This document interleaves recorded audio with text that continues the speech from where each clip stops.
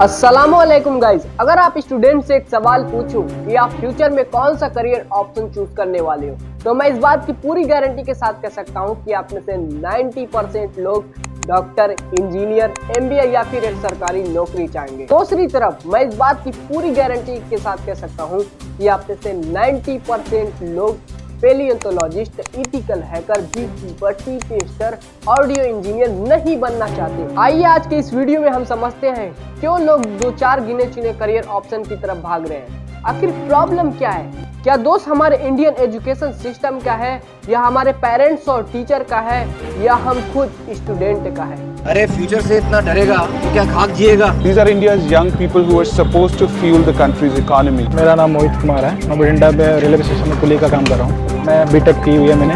सरकारी नौकरी प्राप्त करना मुश्किल। गाइस, क्या आपको पता है कि इंडिया में हर साल 15 लाख नए इंजीनियर बनते हैं और उनमें से 83% इंजीनियर बेरोजगार रह जाते हैं। सबसे पहले बात करते हैं पेरेंट्स की। बचपन से ही हमारे माता पिता डिसाइड कर लेते हैं कि मेरा बच्चा आगे चल के क्या बनेगा, और ये बहुत बड़ी गलती है। एक्चुअल में वो नकल करते हैं, कहते हैं अरे वो देखो पड़ोस वाले घर में एक लड़की डॉक्टर बन गई और उसका रिश्ता बहुत पैसे वाले घर से आने लग गया, अब तो उसकी लाइफ सेट है, अब मैं भी अपनी बेटी को डॉक्टर बनाऊंगा, बिना कुछ सोचे समझे कि आखिर मेरी बेटी किस फील्ड में मजबूत है। यहाँ पर एक्चुअल में पेरेंट्स को सुधरने की जरूरत है। मैं कहता हूँ अगर नॉलेज नहीं है किसी करियर ऑप्शन के बारे में तो उन्हें समझना चाहिए, उन्हें रिसर्च करना चाहिए।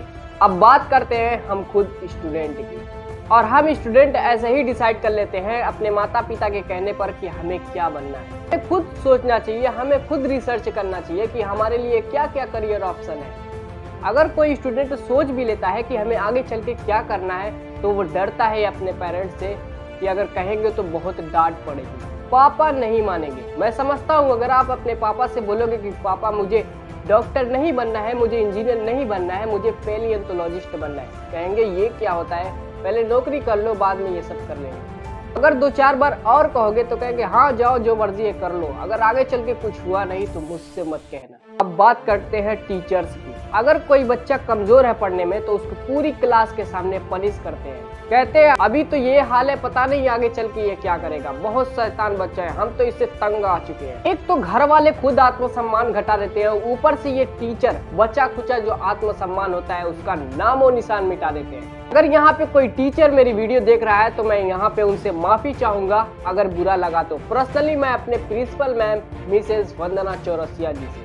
एनीवे, बात यह है जब तक टीचर कॉन्सेप्ट पे फोकस नहीं करेंगे, ग्रुप डिस्कशन को इंक्रीज नहीं करेंगे, एक्सपेरिमेंट नहीं करेंगे, उनके अंदर की क्यूरियोसिटी को नहीं पढ़ाएंगे, तब तक स्टूडेंट को घंटा उस सब्जेक्ट में इंटरेस्ट आएगा। फिर तो वही वाली बात हो गई ना कि मैं आपको तैरने का ढंग सिखाऊंगा, आपको स्विम करना सिखाऊंगा, किताब में जितनी भी चीज दी है कि कैसे स्विम किया जाता है सब बता दूंगा, लेकिन आपको कभी पानी में ही ना उतरने दूं तो आपको कभी तैरने का ढंग आएगा? कभी नहीं आएगा। एनीवे, कुछ स्कूल तो ऐसा होता है जहां टीचर तो चाहते हैं कि बच्चों को सीधा लैब में ले जा करके एक्सपेरिमेंट करके सिखाया जाए, बट प्रॉब्लम ये होती है कि वहां पे एक माइक्रोस्कोप और दो चार प्रश्नली के नाम पे पूरा साइंस लैब होता है। शायद ही आपके टीचर ने साइंस पढ़ाने से पहले ये कहा हो कि टेक्स्ट बुक गई भाड़ में, चलो ये बताते हैं कि पृथ्वी का जन्म कहाँ से हुआ। पृथ्वी की उत्पत्ति के बारे में वैज्ञानिक धारणा यह है कि तकरीबन 5 बिलियन ईयर्स पहले कई गैसों के एक साथ मिलने से भयंकर धमाका हुआ। पृथ्वी का जन्म कहाँ से हुआ था, कैसे लाइफ एग्जिस्टेंस में आई और कैसे हमारा ब्रह्मांड एक छोटे से पॉइंट से फूटकर चारों ओर एक्सपैंड करने लगा। लेकिन यहाँ गलती स्टूडेंट की भी है कि हमें खुद सर्च करना चाहिए कि आखिर ये कैसे हुआ।